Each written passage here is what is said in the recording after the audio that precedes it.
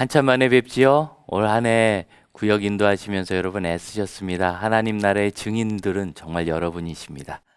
자, 우리 예수님께서 이 세상 끝까지 저희를 인도하시는데 이제 12번째 단원 하나님 나라의 완성에 대해서 저희가 공부하겠습니다. 하나님 나라는 애초에 에덴 동산을 창설하실 때부터 하나님께서 우리에게 주기로 계획하신 것이며 사람의 죄로 인하여 잃었지만 예수께서 오셔서 구원하셔서 회복하신 것이며 그리고 우리는 그 나라를 살다가 이제 영원한 하나님의 나라 예수님이 다시 오셔서 완성하실 하나님의 나라에 들어가 살 것 같은 그런 살게 되는 소망을 꼭 품게 되는 그런 나라고요.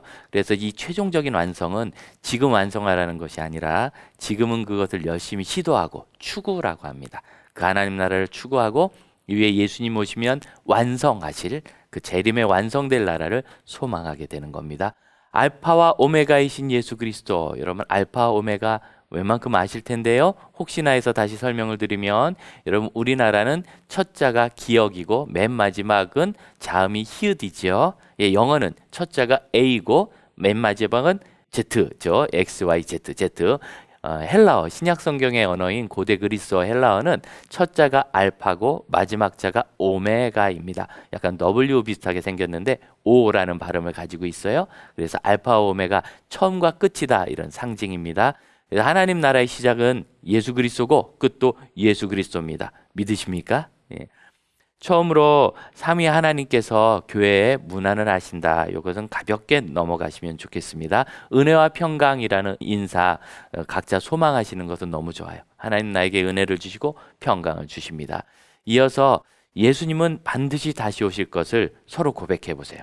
우리 구역장님 먼저 우리 구역원들에게 저는 예수님께서 다시 오실 것을 늘 믿으며 아멘 주 예수여 어서 오시옵소서라는 이 소망의 기도를 항상 드립니다. 이렇게 말씀하실 수 있으면 참 좋겠어요.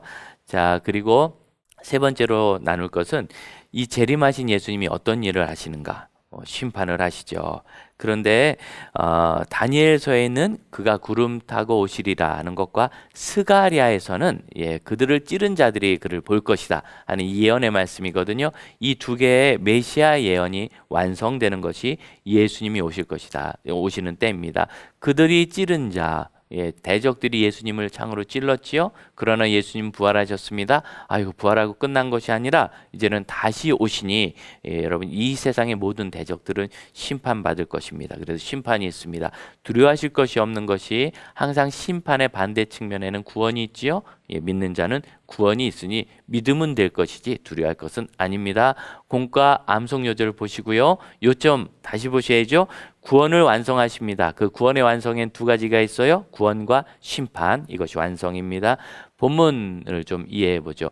요한계시록 1장 4절 8절 나온 다음에는 2장부터 초대교회에 관한 이야기, 계시의 말씀이 나오거든요. 그러니까 이게 어떻게 생각하면 예수님의 재림에 관한 서론과 같은 서문과 같은 전체의 흐름을 보여주는 그런 말씀입니다. 그때 예수님께서 십자가를 지심으로 그리고 예수님께서 재림하심으로 두 개의 단어를 잘 표시해 두세요.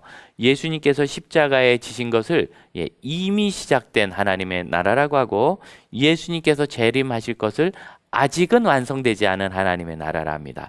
그러니까 우리는 예수님께서 십자가를 지실 때 예수 믿는 사람을 구원하심으로 우리에게 하나님 나라가 임했어요.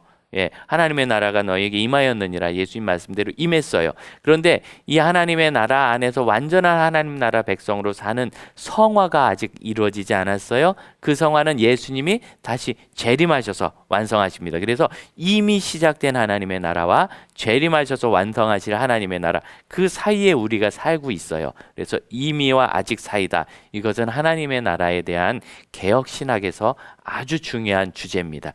이미 믿어서 얻은 하나님의 나라, 아직은 완성되지 않은 하나님의 나라 사이에서 우리는 완성된 하나님의 나라의 소망으로 살게 됩니다. 자, 말씀을 이렇게 잘 전하실 때요. 환난과 핍박에 받는 성도에게 필요한 것은 무엇인지 좀 나누실 수 있기를 바라는데 서로 환난과 핍박 생각이 있는지 우리 알고 있잖아요. 혹시 또 아직도 얘기하지 못한 건 있는지, 기도해 주기 원하는 것이 있는지 좀 그룹 안에서 구역에서 나눠보시고, 또 이런 거 하실 때 우리 구역장님 지혜롭게 하셔야 될 거 있죠? 비밀 유지. 오늘 들은 이야기 딴 데 가서 얘기하면 안 됩니다. 비밀 유지 잘 하셔야 합니다.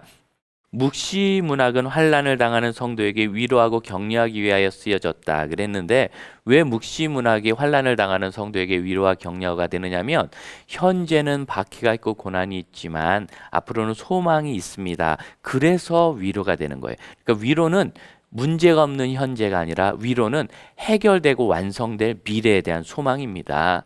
자, 두 번째 질문, 바로 예수님께서 장차 재림하실 것입니다. 그래서 확실히 그래야 하리라. 이중 긍정, 이것은 확신한 의미다. 이거.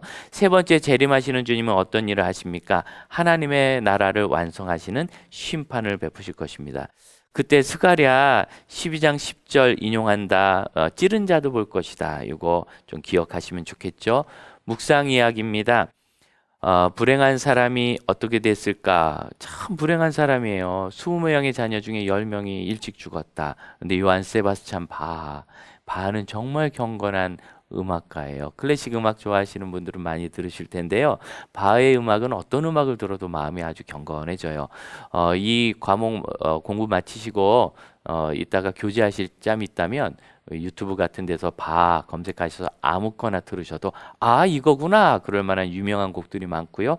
마음이 좋을 겁니다. 그걸 하면서 바가 어떻게 환란을 이겼는지를 생각해보고 우리도 아름다운 소망을 품자고 꼭 서로 격려하십시오. 자, 우리가 나눌 것은 우리의 신앙, 어려움을 이겨내는 현재의 신앙이고, 기도할 것은 재림에 대한 소망입니다. 하루하루 최선을 다해 잘 살아가시는 여러분 되시기를 바랍니다. 여러분 사랑합니다.